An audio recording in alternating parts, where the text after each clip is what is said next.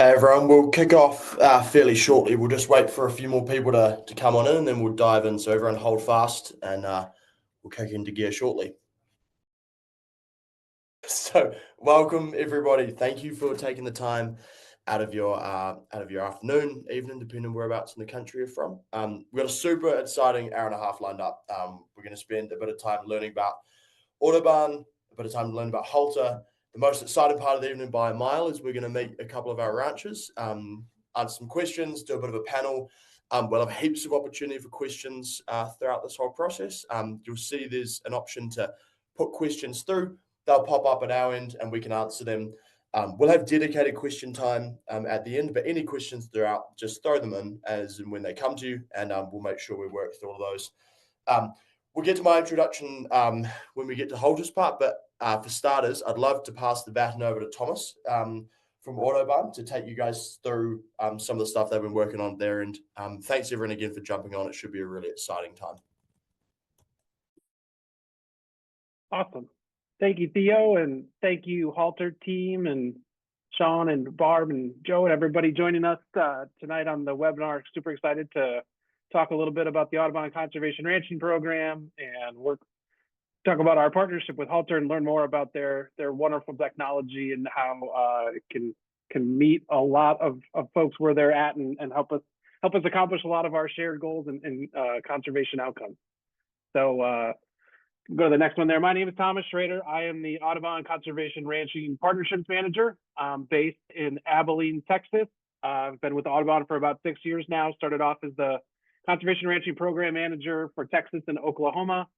I've been doing the partnerships role where I work with all of our range ecologists and market partners and third-party certifiers and all of the entities that kind of swirl around the Audubon Conservation Ranching Program to help us keep this plane up in the air and moving forward. So work with our teams from California to Montana, down here in Texas, and work with some of our great partners in this adventure, and that definitely includes the Halter folks. So kind of a little bit of background from Audubon. You know, we're a 120-year-old conservation organization, and we work to protect birds and the places that birds need. And so our goal is to help recover vulnerable glassland and airland bird species. We work across the continent of the United States. We're expanding into Canada and Mexico and South America, really in all types of ecosystems and all types of bird species to really mitigate and slow down. You can kind of see there the rapid decline of bird species that we've lost over the last 50 years, 70 years or so. And so our goal is to help bend that bird curve and through all of our conservation efforts from coastal habitats to forests and to grasslands, which we'll talk a lot about today, is kind of our strategy as an organization to work across the platform. And as you can, we talk a lot about grasslands, and that's where this program kind of lives. And grasslands are the most endangered ecosystem in the United States. And we're losing grasslands at a rate of about 1 to 2 million acres per year in the United States. And with that loss comes not only habitat loss for our grassland birds, but it comes at a loss for soil health and water quality and water availability. It impacts grassland's ability to be a carbon sink. It impacts pollinator habitat, wildlife habitat. So we can see 1 in 4 breeding birds have been lost from the United States and Canada over the past 50 years. Grassland birds are the most impacted of the bird species that we work with. And so this just species decimation has really led to our efforts in the grassland space, and it led us to the creation of the Audubon Conservation Ranching Program as a way for Audubon to engage our grassland stewards and really have an impact on the habitats and the communities that are directly impacting the grassland bird species that we care so much about. And so we came up with this idea of the Audubon Conservation Ranching Program, where we're going to work directly with private landowners. In Texas, where I started, 98% or so of the state is privately owned. So we know that if we're going to have an impact on grassland bird habitat, we're really going to have to work hand in hand with the stewards of the land and make sure that the folks that are doing good management practices have the tools that they need, have the ability to stay on the land. And we try to, tell that story, connect them to each other, connect them to their community. And then we kind of the innovative piece of our program is the consumer piece, where consumers can search out the Audubon certified bird friendly land seal and know that the products that are coming off of these lands were raised in ways that's good for birds and biodiversity and habitat and economic fulfillment of the ranchers and the ranching community. So it really tries to, hit all three legs of the stool and focus on not only the birds and the plants and the soil, but also the welfare of the communities and the ranchers and the connectivity that we have to them and how we can support them and grow their practices. Next one. And so the core of our Audubon Conservation Ranging program is the three pillars of our protocols. So we have habitat management, animal health and welfare, and environmental sustainability. And for the purposes of this gathering that we're on tonight, we're going to kind of focus on that habitat management piece. So every ranch that's in the program works closely with an Audubon range ecologist or a partner biologist to develop a habitat management plan that kind of tells the story of how that rancher is managing their particular piece of land for habitat for birds, for grass production, for animal health, and for all those pieces. So first thing we do is we sit down with the rancher at the kitchen table and we ask them what their goals are. How are they wanting to improve their practices? Are there technical support things that we could offer or we could help them figure out? Are there ways to move animals differently? Does that come down to fencing? Does it come down to water? Does it come down to invasive plant removal? Does it new grass plantings? All the pieces and all the components that kind of come and go with habitat management is really the focus of what our wildlife biologists and our team of experts focuses on. And so we work that plan back and forth with the landowner and kind of build it up from there. And then we turn that over to our third-party certifier, Food Alliance, and they come out and they verify and they make sure that the practices that are going on the land match what we say is in the habitat management plan. And then we create that feedback loop of all of those pieces kind of coming together and grow together as a community. And so next, the kind of habitat management plans that we really focus on, right? So every component, every ranch that is in our program is moving animals across the landscape in some way. That idea of rest and recovery, long periods of recovery for the soil to recover, for the plants and the roots to recover, is really kind of an intricate part of the plans that we work on. So, whether you call it adaptive grazing or managed grazing or mob grazing, rotational grazing, regenerative grazing, some type of that system needs to be implemented in one of our habitat management plans. And like I said, we develop these kind of specifically for each ranch. When we look at the program, we have habitat management protocols that are ubiquitous for all of the ranches in our program, from Texas to Montana to California. But then we get kind of localized and we look at those grassland bird communities that are unique to your specific area. And we have different eco-regional protocols. And so we work with the ranchers to match their practices for their region. So for example, when I worked in Texas, I had a ranch that was in the far West Texas in Marfa, where they get enough rain that they measure rain in hours per year, not inches or days, but how many hours last year did it rain, versus a ranch over on the east side of Texas where we're measuring it in the 50 to 60 inch rainfall event, right? So we're going to manage our lands differently. We're going to have different ecosystem types. We're going to have different birds that are important to those different areas. And so the protocols and the plans all have to kind of match that variability. And so I think we'll learn this from Theo and the Halter team too, is that the principles that we're talking about are the same, but the practices, it can be changed and they can look differently in different places where you implement them. And some of the tools you can use might be different, or some of the tools might be the same, but you're utilizing them in different ways to get those outcomes that are at the heart of what we're trying to do. And so that's kind of another unique piece of the Audubon program is that habitat management plan that is a living document between the rancher and Audubon, and how we're trying to, create that feedback loop and understand how those decisions we're making today are going to change next year and the year over time and things like that.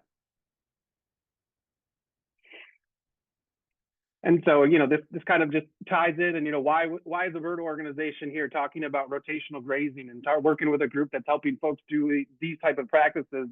And really, we all know the grasslands kind of evolved over time with these large, massive herds of bison coming through an area, making a big, event of disturbance, and then being gone for 2 or 3 years and allowing those communities to come back. And that created different niches in our environment, and different grassland bird species utilize different types of environments. So when we talk about rotational grazing, it's creating that patchiness or that heterogeneity across your property, so that some areas are really thick and thatchy. We have birds that really need that type of area. We have some spots that get maybe overgrazed. We've got a little bit of bare ground. And I know in some places, everybody wants to be scared of bare ground, but there are some times where, bare ground's not so bad, and you can have birds and you can have, different folks that take advantage of those areas on your property. So really what the rotational grazing that we're, looking at from a production standpoint of growing more grass and being more productive is mimicking that natural cycle that these grassland birds and plants and all these species evolved with together. So it's the natural fit that rotational grazing and bird-friendly grazing are not all that, not all that different when you really get down to the details on it. And so the final piece that I think is a really great feature of our program is that Audubon's a national nonprofit with an amazing science team backing us. Our range ecologists, all of them have some type of a background in ornithology or wildlife management or range management. And so we're out there on the landscape learning about the places, helping you with a habitat management plan, but then we're also monitoring birds and we're monitoring soil, we're monitoring veg. Another piece I think that really ties the work that we can do with Halter and bring back that information gathering and get as much information into the hands of the ranchers as we can to show them how their practices are having an impact. So if we look at a soil map and we think that this part of the ranch has really the best soils for quick recovery to natives, and we do a planting and we monitor that over time and we see changes in grassland bird diversity or grassland bird densities, we can communicate that back to the rancher and try to replicate that maybe on a different part of the ranch or do something like that. So that final piece of the feedback loop of being part of the Audubon Conservation Ranching Program is that data and that information that comes to the rancher, comes to our team of ecologists, and filters up to our national science team, which is trying to generate larger stories to be able to connect bird friendliness indexes and bird densities to soil carbon sequestration. If we're out there measuring soil carbon and birds at the same time, can we tell that story of how these practices are all together and try to, create a dynamic story to tell behind all these regenerative practices that anecdotally we know do great things for rancher success and for keeping grasslands in grass and keeping cows on the landscape and all those pieces. But we're really trying to bring the science to support all that on top of all of the other work that we're trying to squeeze in as well.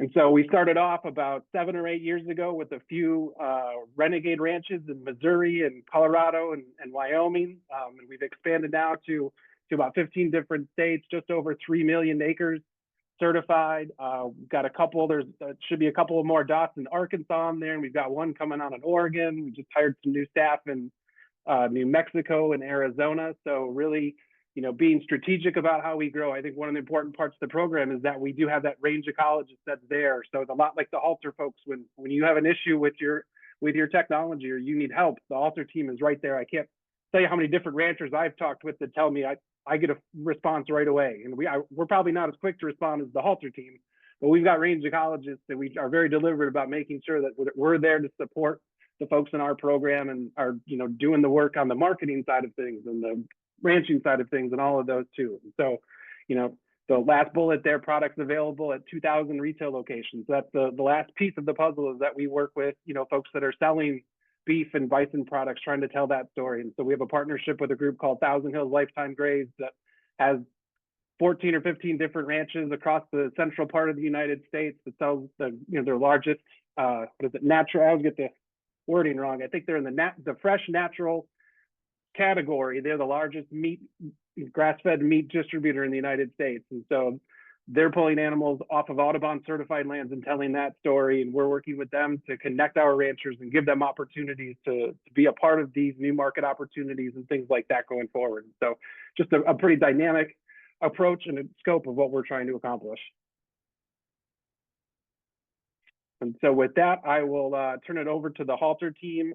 Really appreciate you guys and the great partnership that we have. I think, as we dive in more of these practices and we look at it, as I sit here and look at it from the bird-friendly grazing lens, I think we're going to see a lot of overlap between grazing and the tool that we can use to help ranchers become more efficient or more strategic or more targeted in those different ways. And I'm sure we're going to, without knowing it, I'm sure our two ranchers that are on here are probably doing some amazing bird-friendly work. Just by utilizing the tool and being part of a movement like this. So really appreciate being here, and take it over to you, Theo. Cool. Thank you, Thomas. And certainly echoed at our end. I think it's just awesome to see as a tool, just the scope of sort of outcomes that can can come from using that. And I know Sean and Barb and Joe all have some just awesome use cases going on, which we're excited to talk about.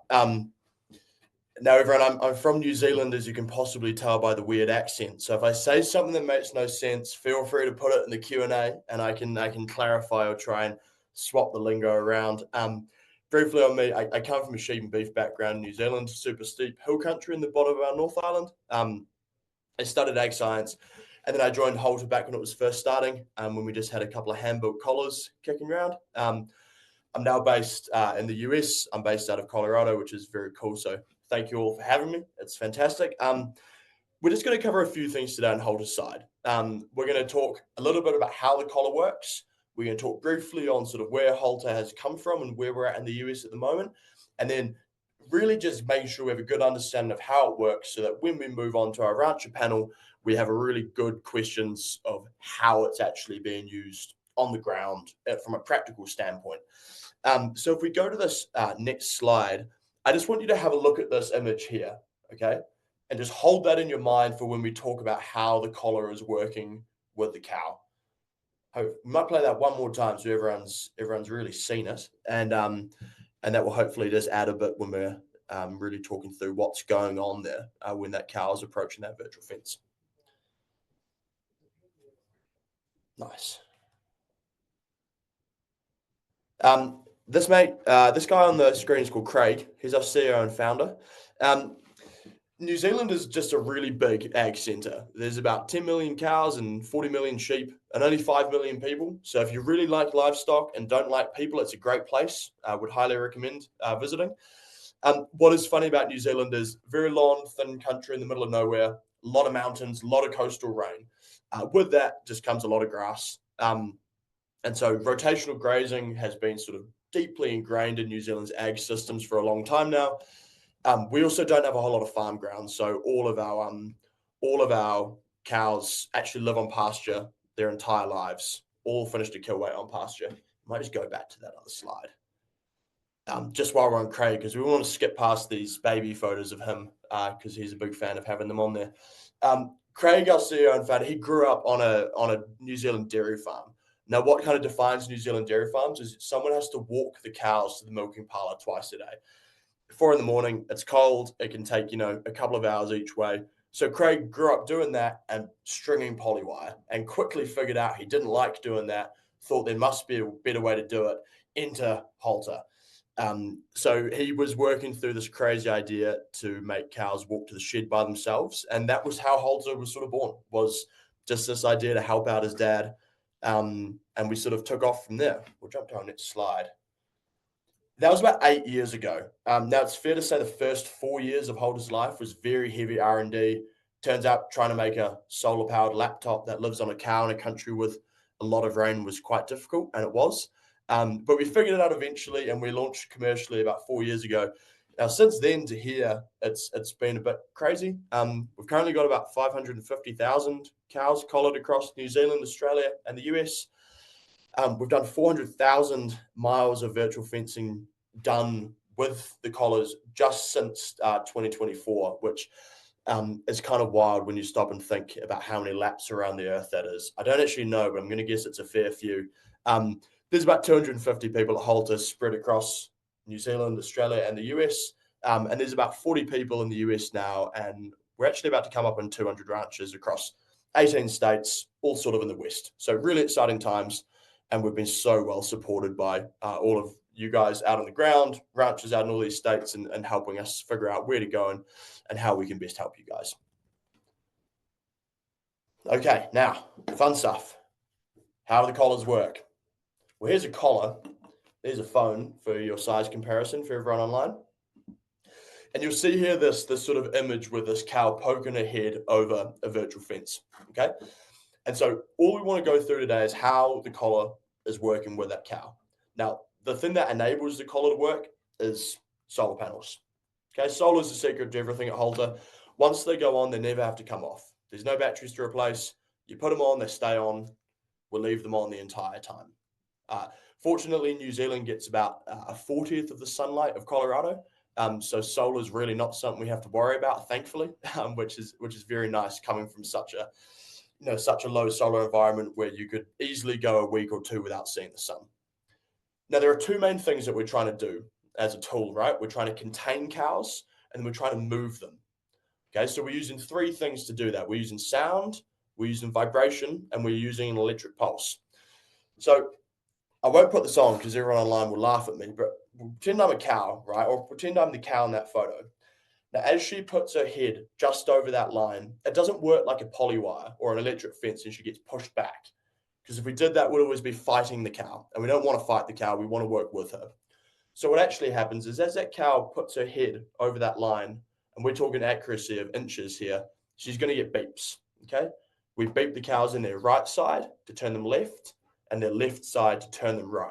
Just like when you're out there moving stock around, same principle. So the cow's going to get a beep, beep, beep, beep, beep on her right side, turn her head away from where she's not meant to be, back towards where she is meant to be. Okay, just trying to orientate that cow. Now, if she ignores that, that sound is going to ramp up, a little bit like a car backing into a brick wall, same principle. And if she continues to ignore that for too long, let's say 15 seconds, that's when she's going to get this electric pulse to say, right, hurry up, move back over. The key thing is that sound is always first. Now, hopefully that makes sense to everyone because I can't see all your faces, but I'm seeing some nods from the team I can see, so we'll take that. Now, the next piece is how are we moving cows? Okay, and this was really key because this is sort of what enables this whole change in grazing management, rotational grazing. So if everyone imagines a 500-acre pasture on your ranch or a friend's ranch, and let's just say you wanted to cut it up into quarters, okay, to be able to rotate a little bit more frequently. And we'll pretend they're in the top left-hand quarter, and we said, hey, at 8 a.m. tomorrow morning, we want them to move into that next quarter. You would pre-draw that on the app on your phone, and you can see all those dots live. Now, when 8 a.m. comes around tomorrow morning, all of the cows are going to get a vibration, okay? Just like your phone vibrating, and they're going to get that vibration when their head is facing in the direction that they need to move towards. Okay, and with that, the collars will help guide those cows from that first quarter that we're all imagining into that second quarter, and then the fence will close off behind them so you can stop those cows back grazing. And so that is really just stimulating. It's a positive stimulus. It's mimicking really low stress stockmanship. We don't want to rush the cows, but it's what they associate as that positive cue, fresh feed, time to move forwards. There's a lot of stuff on welfare, which we do take really seriously. I'm going to move on in the interest of time, but if there are any questions about that, feel free to throw them through and we can make sure we answer them at the end. We'll be watching this one because this is a cool video.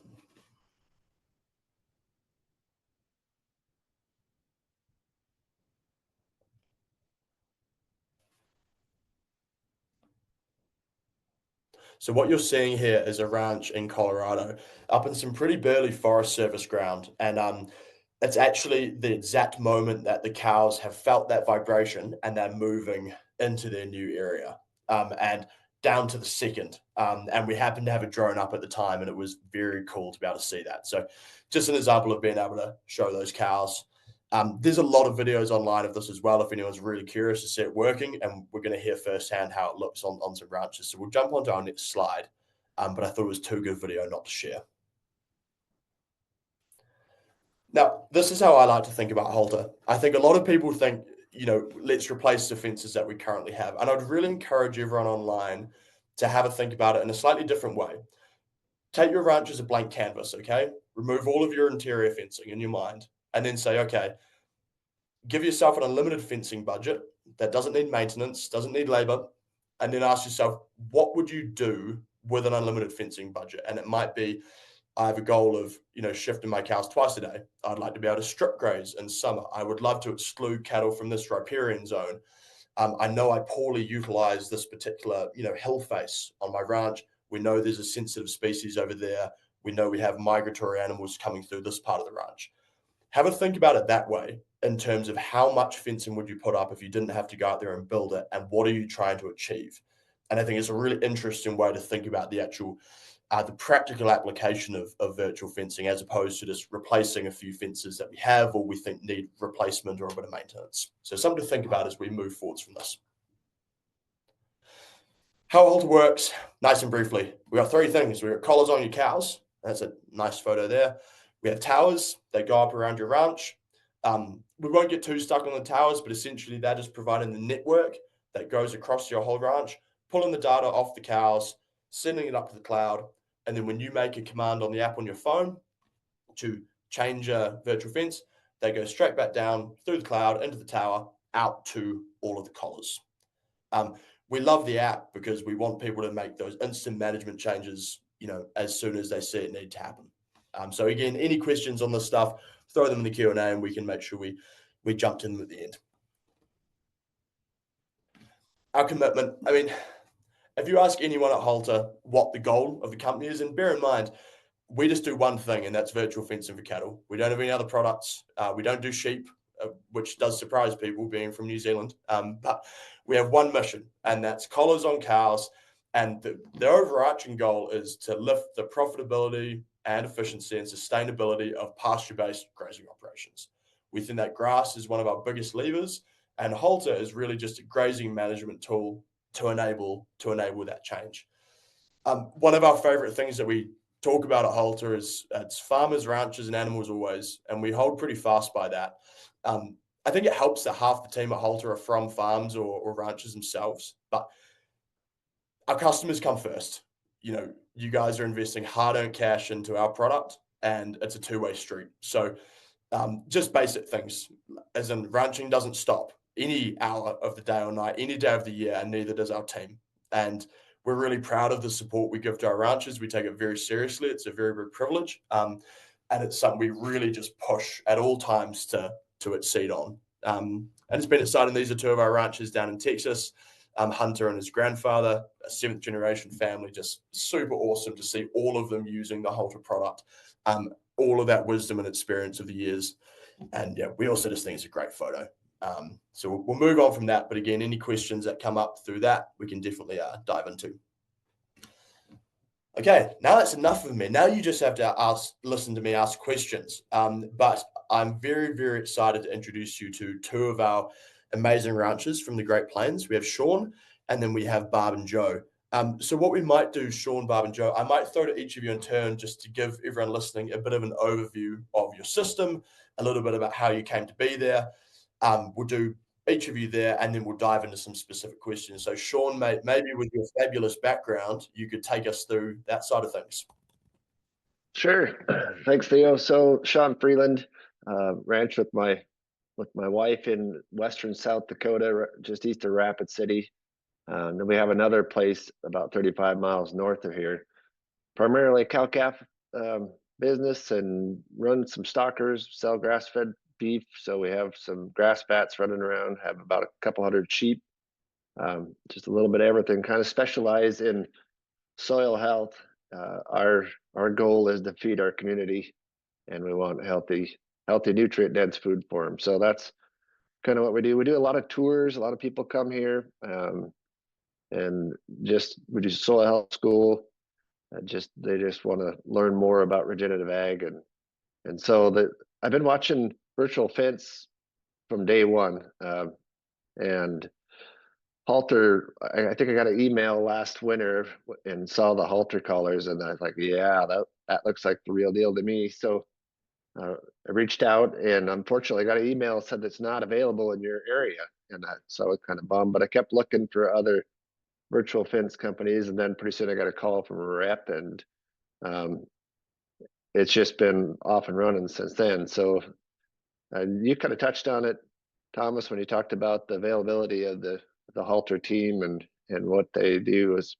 It's pretty awesome, the customer support that you guys have done. So it's been really good. So I appreciate it. Amazing. Thanks, Sean. And we've got some fun questions for you coming up shortly. Barb, Joe, we'll throw over to you guys to give a bit of an intro on you guys, your operation, and how it's all come to be here. Very similar to Sean in a lot of ways. We ranch in the native tallgrass prairie of northeast Kansas. It's the largest remaining stand of tallgrass prairie anywhere in the U.S., and we're right in the middle of it. So we feel a great deal of responsibility to shepherd that resource. We're a cow-calf operation. We run over a little over 6,000 acres of owned land and have another about 2,000 of rented ground. And we have been rotationally grazing as our fencing resources would allow, Theo. So fencing is everyone on this Zoom knows is very expensive, and fences are never in the right place, and you wish you could move this or adjust that. And exactly like Sean said, we've been watching the virtual fencing world for as long as there's been product out there, but we're unwilling to do anything that didn't involve solar power.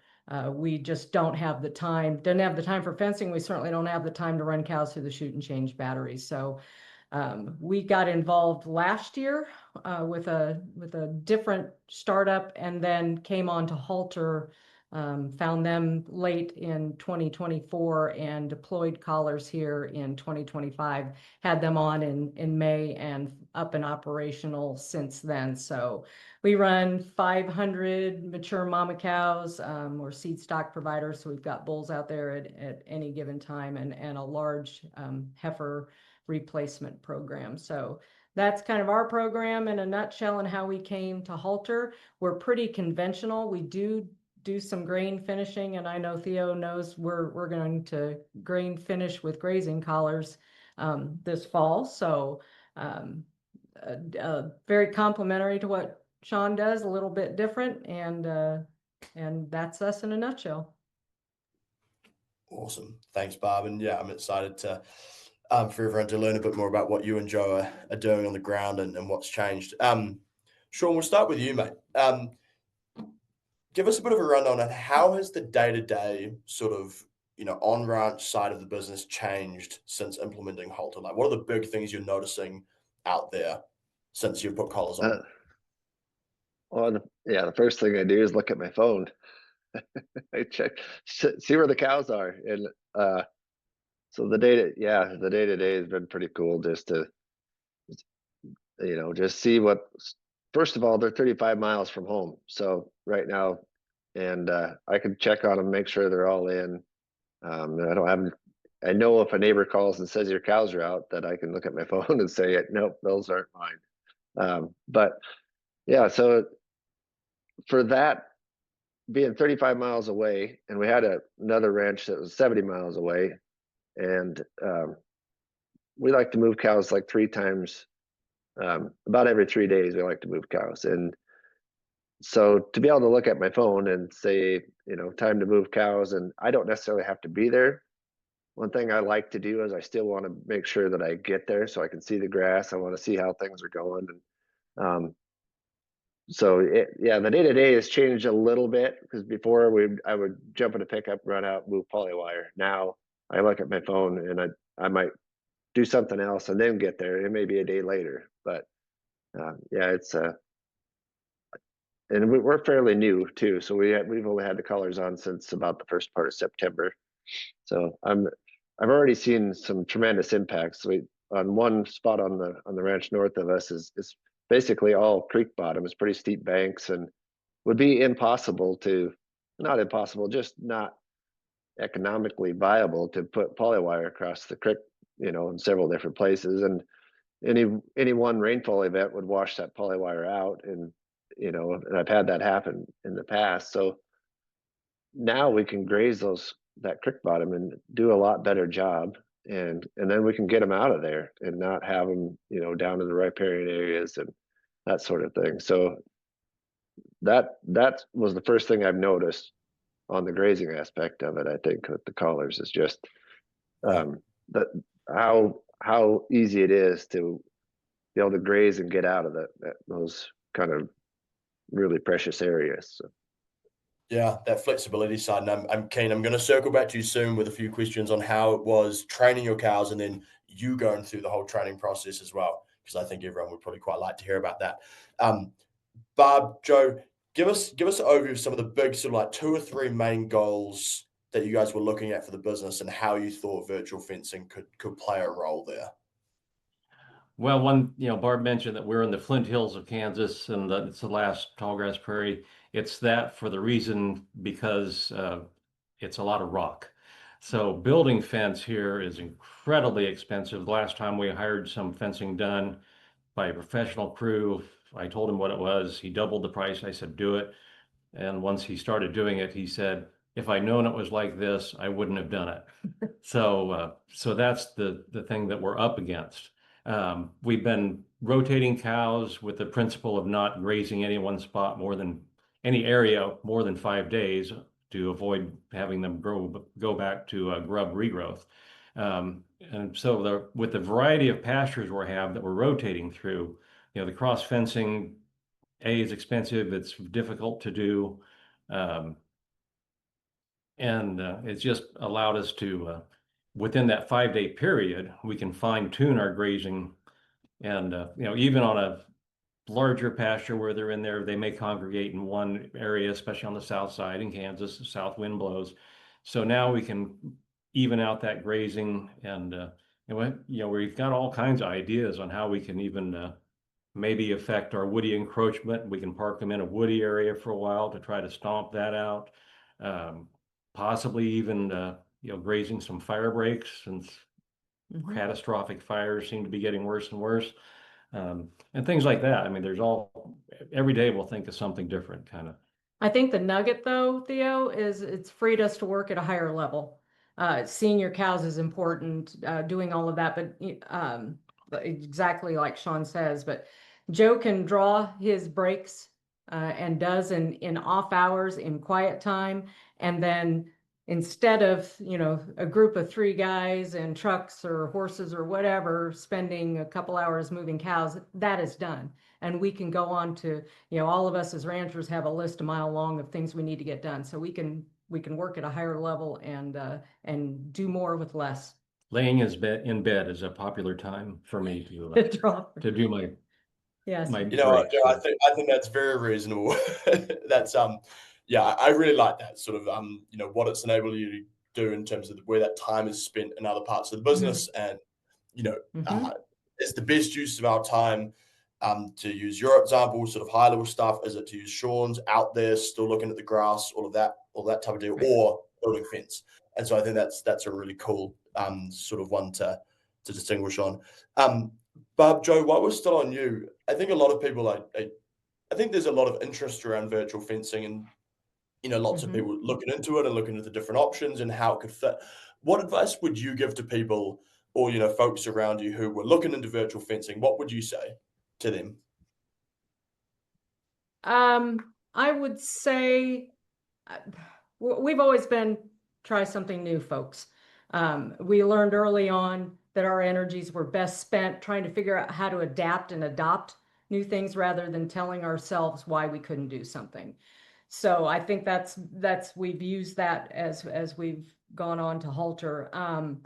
The first try we made last year with that different company, we did that on a safe to fail scale. We did 60 cows. We learned a lot. When we got on board with Halter, we were going to start small, watched another friend who deployed collars much earlier, watching it very close, asking a lot of questions. So we, this spring, we jumped with both feet, as you well know, and we have over 500 collars out there right now. So, I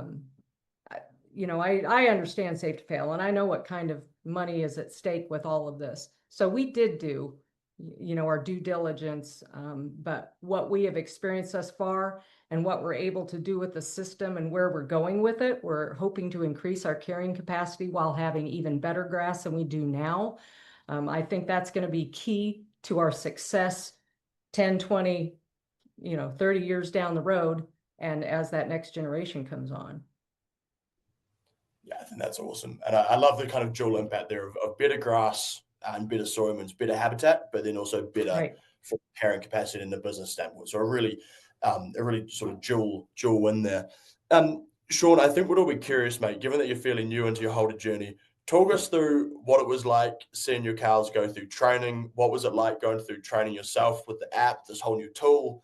Suddenly all your cows have necklaces. Paint us a picture of what that was like. Yeah, so I was fully prepared to first of all, we had excellent training. I mean, we went through, the Halter team worked with me for 2 or 3 different sessions and kind of showed me the ropes. But I was fully prepared to set up a poly wire right where the virtual fence would be, and then move that move that back 30 or 50 feet or whatever, and teach those cows that way. And Chris said, well, you can do that if you want, but you don't have to. So we set up a field and basically just cut it in half, put the collars on, and drove the cows out there, and they just stood back and watched.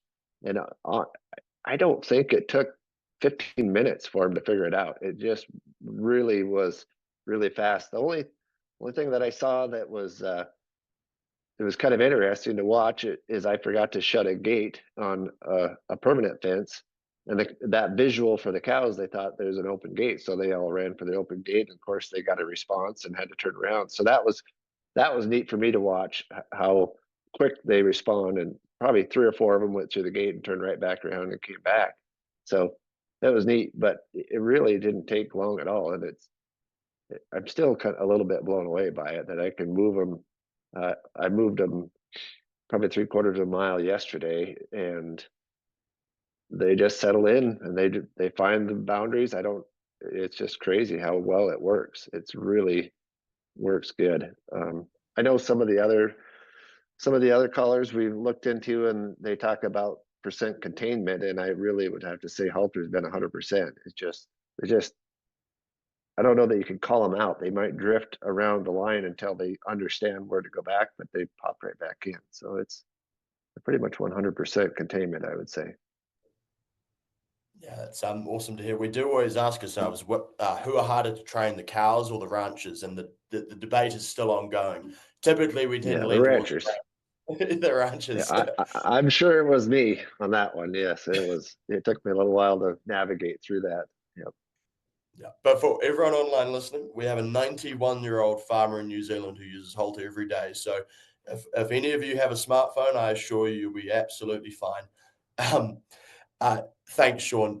Barb, Joe, coming back to you guys, I'm keen to understand you guys have some really cool sort of management strategies throughout the year. I'm keen to get your take on some of your ideas around winter grazing management, given that's the season we're coming into. What are you thinking? What are your plans? How do they differ now that you've got collars on? Bale grazing. Yeah, most of the things we try are driven by economics, trying to save money. Because if you're not economically sustainable, you're done. So we tried bale grazing years and years ago, windrow grazing prior to that, and had to learn how to use polywire and set up all these different grazing systems using wire and poly, and figuring out your water sources and how much feed to allocate every day.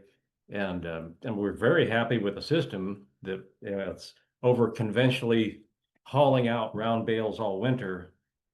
We could feed 500 cows in 30 minutes and be done for 2 days. And now we can feed 500 cows in about 10 seconds. But yeah, so we'll be bale grazing this winter with Halter instead of polywire. And like Sean is saying, it's amazing to watch those cows, how quickly they learn and how well they interact with the system. So we'll be doing that. So bale grazing from the kitchen table instead of going out. Then we can go out and spend some time with our cows later and interact with them.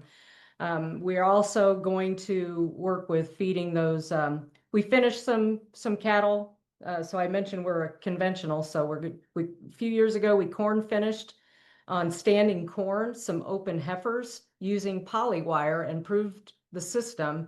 This year we're going to finish them on standing corn using Halter collars, and I fully expect that we're going to be very successful with that. But I think one of the things we need to talk about in that land management system, and Sean's probably the expert on this, but that bale grazing and having those cattle on the ground, we've cut not only our time and labor in terms of hauling bales out, but our soil health has improved, our organic matter in that soil, our water holding capacity, our drought resilience, all of that, and our fertilizer. We've cut our fertilizer needs way down in our permanent grass bale grazing ground. Instead of 110 pounds of nitrogen and some P and K, I think this year we put on 50 or 40, 50. 50 pounds of nitrogen, and that was it. Yeah, no P and K. No P and K. And the ground we're using we're bale grazing with annual forages and going back to soybeans, one pass of a burn down and no fertilizer and 60 bushel beans. That's some pretty astounding economics. Yeah, I think that's awesome. Not just from an economic standpoint, but although that, the economic side is often just the baseline driver to be able to, make decisions on the ranch. So I think that's just awesome. And what a great example that, is really easy to put a dollar figure towards. Sean, I'm curious on your side, mate, if you were looking, and it might be quite hard to sort of describe this, but if you were looking a year down the line, what do you think the ranch is going to look like from a land management standpoint, from your soil health, your feed quality? Do you think you're going to make changes in management in terms of excluding cows from certain areas? Yeah, what are you brainstorming and think about for the next year ahead? Yeah. So the first thing I would say probably 2 weeks in after we put the collars on, I looked at my wife. I said, we're going to need more cows, because I can already see that there's going to be more grass. And that's kind of grass and cows have been my passion. In the fall and the winter, I love to see lots of grass left over, the green grass coming underneath. And so those types of things I can see happening. But we're gonna need more cows, for sure, and we're gonna have to we do a lot of winter grazing too. So in the past, we've taken all of our crop down and planted cover crops, and then we've grazed the cover crops to the winter with polywire. And we've had struggles with wildlife a little bit. We've had to learn to work around that. And I've always been going to put up a permanent electric fence on our pivots, but I don't want to restrict the wildlife. And so I've got all the materials bought. I've got everything drawn up that how I want to do it. And I just, year after year, I put it off because I just am afraid of, one, of opening gates, and two, of how the wildlife flows, because we do have an abundance of wildlife here now. So the colors are going to change that completely. I'll have to have a fire sale on some electric fence material, I think. Well, we'll happily sponsor that fire sale. That would be quite a marketing feat. That's really cool. And I'm seeing these questions starting to come through, team. So keep firing them through. We'll make sure we go through all of them. And if it's specific to Sean or Barb and Joe, just feel free to put that on the question as well. Barb, Joe, any features or sort of elements of the product that has surprised you, good or bad, you've used a bit, or you didn't even really realize were in there? Anything in that space? Well, I am not the best with technology. Struggle a little bit with some smartphones and stuff like that. And I was totally impressed with how user-friendly the app was, because I could do it pretty much right off the bat, and it was easy to follow. Intuitive. And yeah, it most things on the smartphone for me are not. And this one flowed like it should, and made it very easy to get a handle on things. And then, like Sean said, we were totally blown away by how quickly the cattle learned what was expected of them. I mean, we really didn't have any problems at all. As a matter of fact, we were bringing some bred heifers into prey check to a corral here a few weeks ago, and I was using a truck to lead them in, and it was in a pasture adjacent to where they were, and I drove through the gate and they stopped. And I thought, well, what's wrong? Well, it's new to us, and maybe everybody in the crew might have forgot to drop a brake to let them out. So they had a cube truck right there dropping cubes on the ground, and they stayed put. So I mean, if that isn't a good example at working, I don't know what is. That's very cool. Yeah, it's kind of unintentionally mean. And I think one real basic one we forget about is where are those cows? Are they in or out? And if you're looking for a specific cow for whatever reason, being able to flag her, being able to turn on that light and know exactly where she is one that took some getting used to. You have to go, oh yeah, I can find that, right now, real easy. She's right there. And right now we actually are having fall calves born, so we can look at our map ahead of time. And if there's somebody that's in a suspicious area, we'll go to check and probably find a new calf there. Off by yourself, yep. And with the moisture we've had this year, we've got some tall grass that, we might have missed that calf or might have run over it, had we not known to be looking there. That's a fair point, actually. Just it does take a bit of getting used to. I can confirm. Just phone. Oh, there are all my cows. So for everyone listening, you see each cow as an individual dot, and it definitely is. It's a bit of a journey. I'm glad you mentioned the lights, Barb. I won't talk about Christmas mode on here, but we do have Christmas mode, which hopefully everyone's going to get very excited about come the 25th. You can all probably imagine what that involves. Sean, well, just one more to you, mate, before I dive into these questions from everyone online. What would you say you were most nervous about? Pre-collars arriving, going through the whole process, what were you sitting there like, still a bit nervous for? When the towers showed up, there's kind of intimidating big boxes, and I was a little bit nervous of installing the tower by myself. And that was another thing that is just this super incredibly easy, the step-by-step way that you guys have it laid out, the color-coded everything. And if you put one up, you gotta think through the first one a little bit, but after that, you can throw a tower up in a half hour, I would think. And once you do one, so I was probably most nervous about the towers and putting the collars on, getting the right fit. Maybe I was a little bit nervous of getting the right fit, and that was actually pretty simple too. So we've had real good luck with the collars staying on, and if we've lost any, it's been my error. So I'm sure there'll be a few questions about collaring, which we'll dive into. But and for anyone, there is a leaderboard of the record of how quickly anyone can put up a tower. I think we're at 6 minutes and 37 seconds from a Colorado crew. So hotly contested there if anyone needs to put in more towers. We'll dive into some of these questions in our last sort of 5 or 10 minutes. And I've got a few, and then I'll probably direct a few to Barb, you and Joe, and then some to you, Sean. We have one here, which is, has anyone collared bulls? Boy, oh boy, do we get this question a lot. We don't tend to collar mature breeding bulls, mainly because the collars aren't very good at staying on. Neck bigger than head, off they come. So we're open to clever ideas of if anyone would like to try and give us some ideas there. Some producers do it. We just say, hey, the collars most likely won't stay on. The good news is bulls are pretty good at staying with cows anyway. And typically you're grazing your cows a little bit tighter so your bulls can service them a bit more easily and hopefully not missing too many. We've got one from Bill here, and thanks, Bill, which is, when working cattle with a squeeze chute with a heat gate, do you have to remove the collars?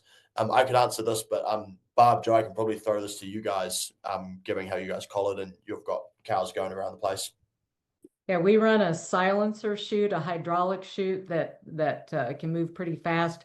We've been running bred heifers through the chute. We've done our first weaning on some young cows and doing more. We have not had any trouble with that, and we've even been able to use the neck extenders when today. And out in the country on those bred heifers, we used an Aeroquip manual chute, and just doing no problem. I mean, the collars are very tough because there's a few times they do get kind of caught or hit, and we have yet to damage one. Yeah, we're pretty proud of the collars. You could take a hammer to the solar panels and you have to work pretty hard to break them. So chutes, hauling them in trucks, definitely just leave the collars on. They'll be absolutely fine. And I guess to support that, the collars have a lifetime warranty. So if at any point one goes wrong, if it breaks, that is Halter's problem. Just in case. The only way I've seen them broken is if you leave one on the ground and you run over it in a tractor, it will break, but preferably avoid doing that and try not to have the cow attached. We've got a bunch of other ones here. We've got one from you, Christian, which is, can we talk about the upfront annual cost of the collars? We've got a few around costs here. And does Halter intend to make a collar for smaller ruminants? Again, it's kind of embarrassing being from New Zealand and having 40 million sheep. We do not do a collar for sheep. We don't actually do one for goats either.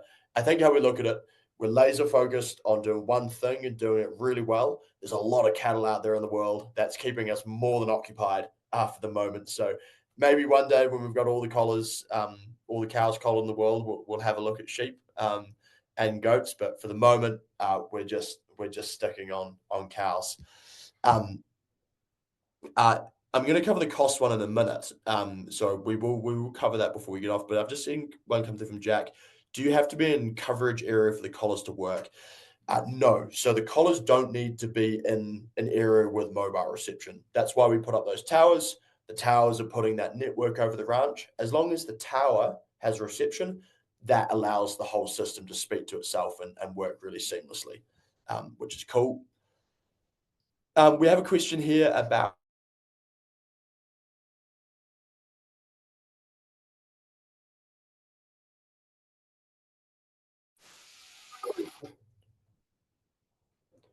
Sorry, team, I lost you briefly there.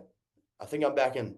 We have a question here about grants and subsidies, which is cool. There are a bunch of grants and subsidies out there in the market. Some are federal, some are from nonprofits. The best way to investigate those is speaking to the territory manager within your specific state. We work to make sure they're really well equipped with what's out there.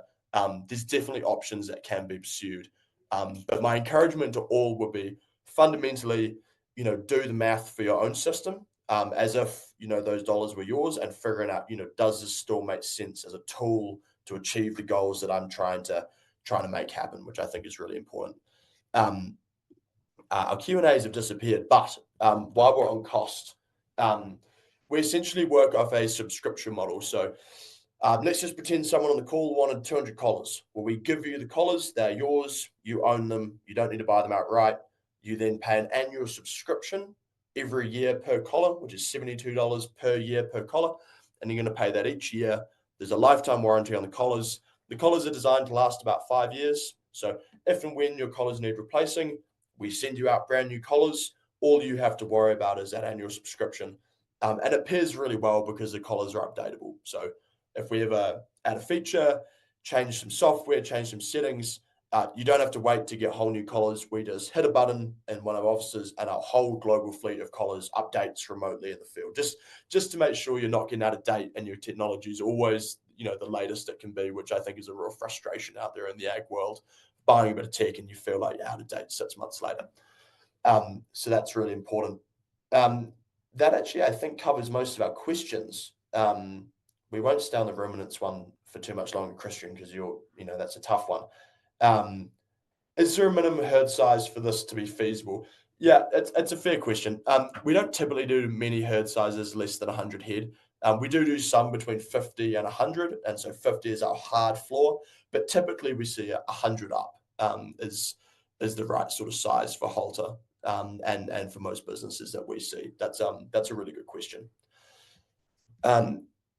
We've done really well on time, actually, team. We've been mega efficient. While we have everyone, and we're only 3 minutes over, any final questions for Barb or Joe or Sean about their operations? Anything that has come through there?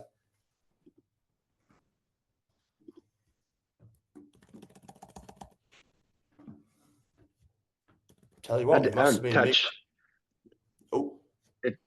While you're waiting on a question, Theo, I'd talk about Please. The bulls just a little bit if I could. One thing I thought was really cool, we just pulled our bulls here a couple of days ago, and so usually if you're using polywire and you've got everybody bunched up, and then you just go out on the day you want to pull your bulls and you pull all those bulls, but with Halter, those bulls start peeling off by themselves, and then you can just pluck them off and take them home. And you might have one bull that stays with everything, but I think that really cuts down on injuries when you don't have all those bulls in there moving them together with those polywire. When they're done, you can take them home. So that works good. And the other thing that I see is those calves are always out in front of the cows, kind of creep grazing, and that's really cool to see. So we usually fence line wean. I'm excited to see how to implement that with the collars, and calves are already sorted for the most part every day, so it'll be it's been kind of interesting. But Yeah, I'm glad you mentioned the bulls, and actually the creep grazing is a really good point. And Barb and Joe, I think, have you had a bit of experience with that this year? What did you guys see?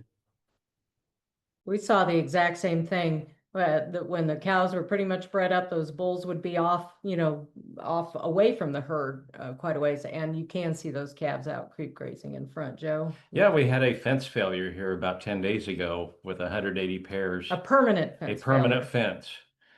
So no cows left where they were supposed to be, but about 100 calves went over to our hay meadow and did a little creep grazing on the new regrowth from that. And it was funny that I was thinking, we ought to just wean them right now. Yeah, yeah. Yeah, I think it's a really interesting one. So, team for everyone online. So we don't collar the calves, we just collar mum. And what's really cool about that is all those calves, particularly in those last sort of 3 months, pre-weaning when they're starting to compete with mum, they have actually access to all that fresh feed in front, which really what we're trying to crank is our weaning weights, which is just so important. So we've seen some really cool examples of that. And it was a funny one. We never thought that would actually happen when we first started. It was just one you only sort of see from when you actually put collars on and start using it. We've got a question here, which does topography play a role in deployment?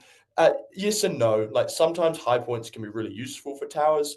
Now, obviously, if you're up in Forest Service, BLM, really burly mountain country, the efficiency of those towers is going to be a lot less versus wider open plains. So, short answer, yes, Thomas. We have to look at every ranch individually and make such a difference there. Sean, is there anything final you'd like to share to everyone online? Thoughts, ideas, things they should be thinking about?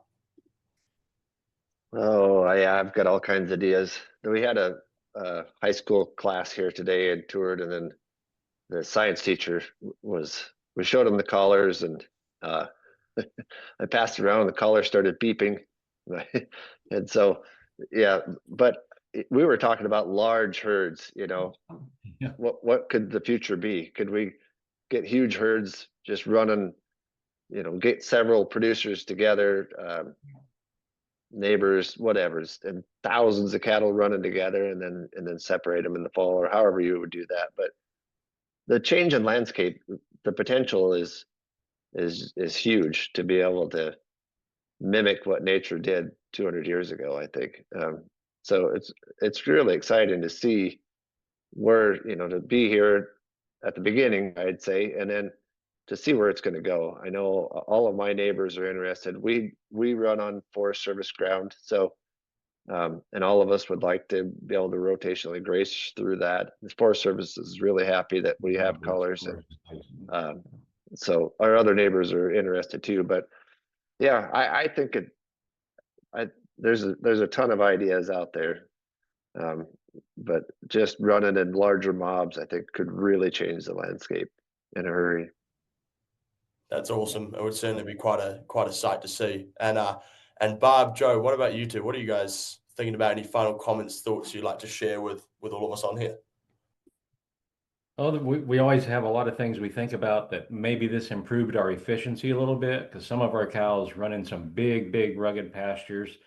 And if those bulls aren't having to cover 400 acres, maybe that increases our conception rate a little bit.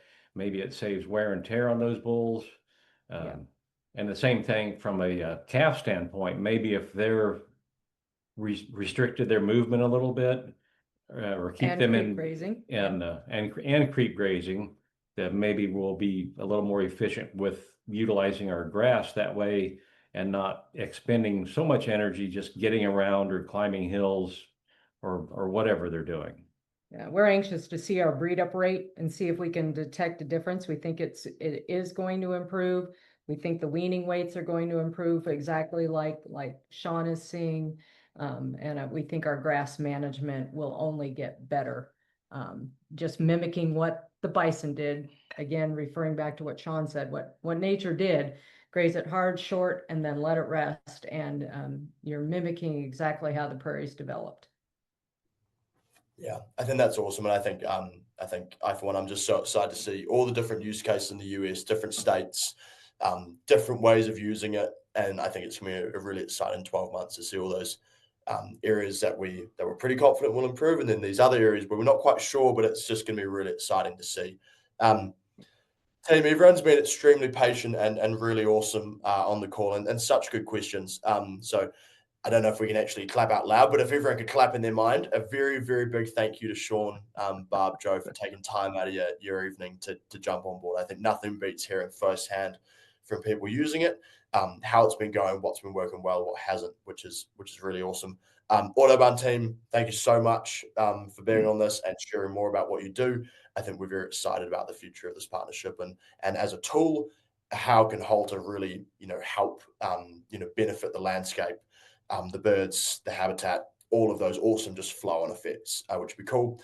If anyone wants to learn more about Halter, our website is online. It has reps for pretty much all of the states throughout the Western US. My best recommendation, get someone out for a cup of coffee, do it in person. We're all pretty friendly, I promise. Make sure we have a really good breakdown of how your system works, what you're trying to achieve, and then just figure out together whether this might be a good fit, and maybe it might not be, but it never hurts to understand the opportunities that are out there. So I'll let you all get back to your evenings, but thanks very much once again to Sean and Joe. And actually, we're going to bring Thomas back on briefly, so I'll throw to him. But that's all from me, and thank you all for being such a great team and listening to all of this. Where's Thomas? There he is. Still here. Got a little dark down here in Abilene, so I feel like I'm in the shadows. But no, Theo, I really appreciate you having us on. Barb, Joe, and Sean, it was awesome to hear about your stories and how you guys are utilizing the technology. Just a really great one of the tools in the toolbox that we can use to graze efficiently and targetedly and with good intentions and really positive outcomes for the operation, the productivity, the grass, the soils, and from our perspective, most importantly, the habitat and the grassland bird communities. Awesome. Well, thank you all. Thanks again, and we'll let you get back to your evenings.